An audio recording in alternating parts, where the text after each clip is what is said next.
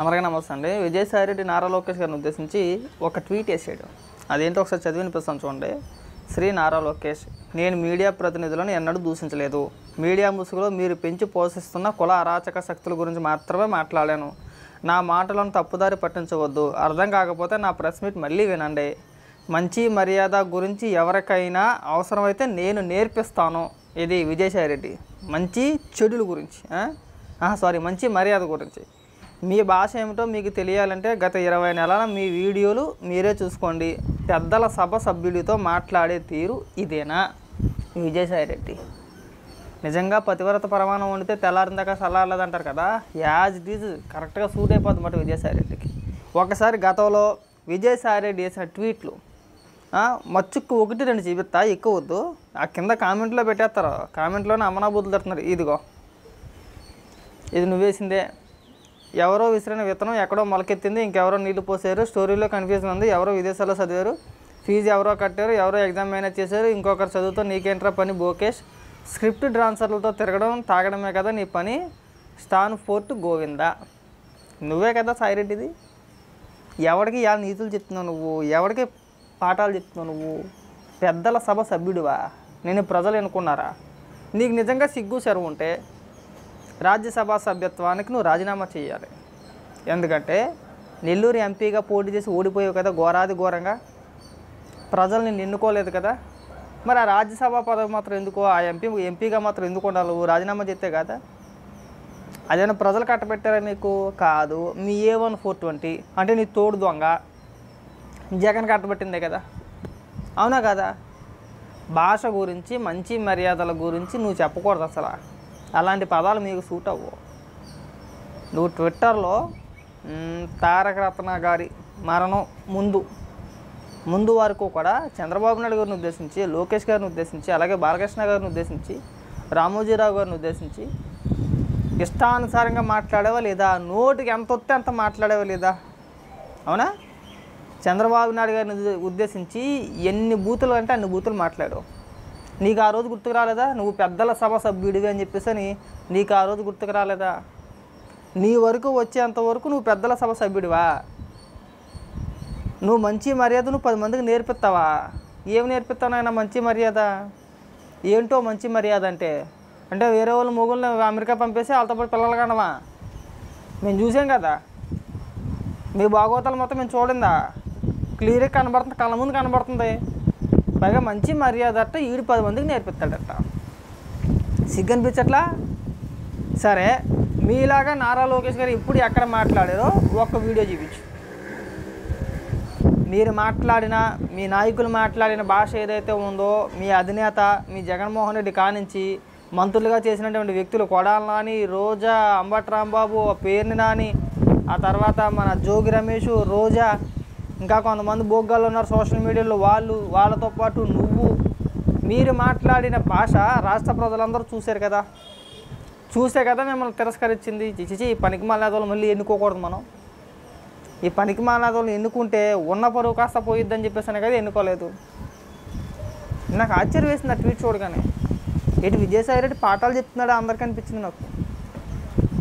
పెద్దల సభ సభ్యుడివా? పెద్దరికం నీకు ఈరోజు గుర్తుకొచ్చిందా? నిన్ను ఉద్దేశించి ఎవడేం మాట్లాడకూడదా? నీ గురించి గౌరవంగా మాట్లాడాలా? నువ్వు మంచి మర్యాద 10 మందికి నేర్పెత్తావా? అంటే సంస్కారం నీ దగ్గర నేర్చుకోవాలా? భలే ఉంది. శ్రీరెడ్డి నీతి వ్యాఖ్యలు చెప్పినట్టే. శ్రీరెడ్డి అలాగే చెప్పేది ఒక్కొక్కసారి. నేను శుద్ధపోసనే, నాకు ఏ పాపం తెలియదు అంటది. చేసే ఆశలన్నీ చేస్తుంది నీలాగే. నువ్వు చేసే కార్యక్రమాలన్నీ సైలెంట్గా చేసేస్తావు. మొన్న ప్రెస్ మీట్ పెట్టినప్పుడు నీ భాష ఏ రకంగా ఉందో విన్నావా? ఒకసారి చూసుకో. ఏమని మాట్లాడేవో. అంటే మంచి మర్యాద అంటే ఏంటి? ఏరా, ఒరే, గే, అదా? పుట్టకల మీద అనుమానం ఉంది అదే? నీ పైన ఆరోపణ చేసింది ఎవరు అసలు? శాంతి గారి భర్త, అవునా? దాన్ని కవర్ చేసింది మీడియా. ఖచ్చితంగా కవర్ చేస్తుంది, చేయకుంటే ఎట్లుంటుంది? నువ్వు ఒక ప్రజాప్రతినిధివు కదా, ఒక పేరున్న వ్యక్తివి కదా, రాజ్యసభ సభ్యుడివి కదా. మరి అలాంటప్పుడు మీడియా అనేది ప్రచారం చేయకుంటే ఎలా ఉంటుంది? ఎలా ఉంటారో? ఒకరిద్దరు చేయకపోయినా సరే, చేయలేదు అనుకుందాం, మిగిలిన వ్యక్తులైనా చేస్తారు కదా, అవునా? అంత పెద్ద ఆరోపణ వచ్చినప్పుడు చేయకుండా ఎలా ఉంటారో అని అడుగుతున్నా. ఏ గతంలో మనం చేయలేదేంటి? మీ నాయకుల చేత పవన్ కళ్యాణ్ గారిని ఉద్దేశించి పెళ్ళాల పెళ్ళని చెప్పి మాట్లాడిపించేసి మనం స్ట్రీమ్ లైన్ చేయించలేదేంటి?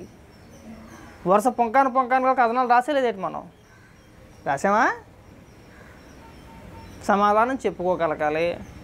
పైగా పెద్ద పెద్ద ఉపన్యాసాలు, పెద్ద పెద్ద పాఠాలు. సాయిరెడ్డి అలాంటి మాటలు నీకు సూట్ అవ్వవు. అసలు బూతు అనే దానికి ఇంకో అర్థం, ఇంకోటి ఏదైనా ఉందంటే కనుక వైఎస్ఆర్సీపీ పార్టీని చూపిస్తే సరిపోద్ది. ఏమొద్దు, ఏం అవసరంలా, మిమ్మల్ని జీవితే సరిపోద్ది. బూతుకు నిలువెత్త రూపం మాట మీరు కానీ మీ పార్టీ కానీ. బూతు అనే పదానికి నిలువెత్త రూపాలు మీరంతా కూడా. ఇంకా మీ దగ్గర నుంచి మంచి మర్యాద నేర్చుకోవాలంటే బూతులే, అమ్మనా బూతులే నేర్పిస్తారు. అవి కూడా అమ్మనా బూతులే ఉంటాయి, మామూలు బూతులు కాదు, పచ్చి బూతులు నేర్పిస్తావు. అయితే ఎటు నువ్వు నేర్పిస్తావు 10 మందికి? ఏమి నేర్పిస్తావు చెప్పు? మనం అధికారంలో ఉన్నప్పుడు ప్రతిపక్ష నేతలను ఎలా బూతులు తిట్టాలి, వాళ్ళ పుట్టగల గురించి ఏ విధంగా మాట్లాడాలి, వాళ్ళ ఇంట్లో ఉన్న ఆడవాళ్ళకి అక్రమ సంబంధాలు ఎలా అంటగట్టేయాలి, మనం నేర్పించిన విద్యే, మనం మాట్లాడిందే. మన దాకా వస్తే నొప్పి తగిలిందా? నీ దాకా వస్తే నొప్పి తగిలిందా? నీలాగా కాదా అందరూ? నీలాగా అందరూ మనుషులు కాదా? వాళ్ళకి బాధ కలగదా? ఆ రోజు తెలియదా?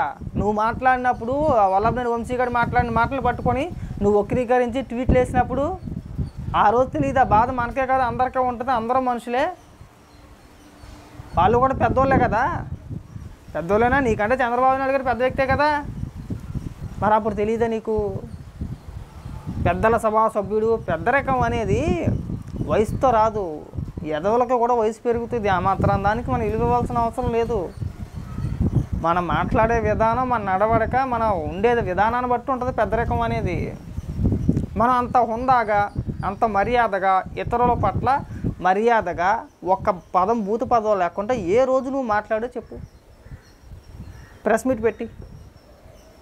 ఎప్పుడు తగ్గావంటే, ఎప్పుడు పూర్తిగా సైలెంట్ అయ్యావంటే, తారకరత్న గారు చనిపోయిన తర్వాత కుటుంబ సభ్యులుగా అటువైపు నుంచి నువ్వు, ఇటువైపు నుంచి చంద్రబాబు నాయుడు గారు, బాలకృష్ణ గారు, మొత్తం కుటుంబ సభ్యులందరూ కలిసినప్పుడు, కలుసుకొని మాట్లాడుకోవాల్సిన సందర్భం ఏర్పడినప్పుడు మాట్లాడుకున్న తర్వాత, ఆ తర్వాత కొన్ని రోజులు మాత్రం సైలెంట్గా ఉన్నావు అంతే. ఇది వాస్తవం, అది అంతేనా లేదా? అంతకు ముందు వరకు మనం ఎన్ని మాటలు మాట్లాడాం. కాబట్టి ఏంటంటే ఈ అప్పాబాయ మాటలు మా దగ్గర చెప్పమాకు. నీలాంటి వాళ్ళని చూసి తలబండిపోతుంది. ఇంకా నీ గురించి తెలుసు, నీ మంచి మర్యాదల గురించి తెలుసు, నువ్వు ఏ విధంగా మాట్లాడతావు అన్నీ మాకు తెలిసినవే. కొత్తగా నీ గురించి, నీ మంచితనం గురించి మాట్లాడుకోవాల్సిన కర్మ పట్ల నువ్వు లోకేష్ గారికి అంతకన్నా పాఠాలు చెప్పవసరం లేదు. నారా లోకేష్ గారికి నువ్వు పాఠాలు చెప్పవసరం లేదు. నారా లోకేష్ గారు ఎప్పుడు నీలాగా, మీ నాయకుల్లాగానో, మీ మంత్రులాగానో ఏ రోజు కూడా బూతులు మాట్లాడాల, దిగజారిపోయి మాట్లాడే వ్యక్తి కాదు, మాట్లాడడు. ఆయన గురించి మాకు బాగా తెలుసు, మాకు ఒక క్లారిటీ ఉంది నారా లోకేష్ గారి గురించి. నువ్వు వచ్చి ఆయనకి పాఠాలు చెప్పవసరం లేదు, మంచి మర్యాద నువ్వు ఆయనకి నేర్పించవసరం లేదు. ఇంకా నువ్వు వెళ్ళి నేర్చుకో, ఆయన దగ్గరికి వెళ్ళి, లోకేష్ గారి దగ్గరికి వెళ్ళి మంచి మర్యాద నువ్వు వెళ్ళి నేర్చుకో. కొద్దిగా బుద్ధన్న వచ్చింది నీ బతుక్కి. కాబట్టి ఏంటంటే ఇలాంటి ప్రగల్భాలు మానేసి అన్నీ మూసుకొని ఉండి బ్రహ్మాండంగా ఉంటుంది.